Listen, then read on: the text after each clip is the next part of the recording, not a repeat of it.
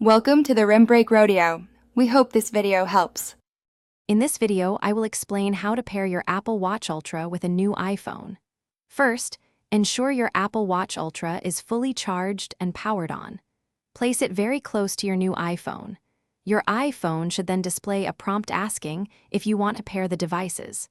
This initial step is crucial for a smooth connection, so keep them within a few inches of each other for the best results. Once the pairing prompt appears, you'll likely see an animated pattern on your Apple Watch Ultra. Use your iPhone's camera to scan this pattern for automatic pairing. If that doesn't work, or if you prefer, select Pair manually on your iPhone.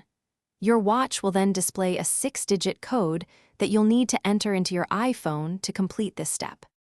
After successful pairing, your iPhone will ask if you want to restore your Apple Watch Ultra from a backup or set it up as a new device. If you've had an Apple Watch before, restoring from a recent backup is recommended to keep your settings and data. Otherwise, choose to set it up as new. You'll then sign in with your Apple ID. Finally, you'll be guided through a few more steps to finalize the setup.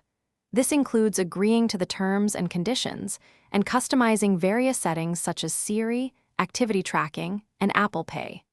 Once these preferences are set, your devices will begin synchronizing data. This process might take several minutes, so please be patient until it's complete. Thanks for watching. Consider subscribing if we helped you.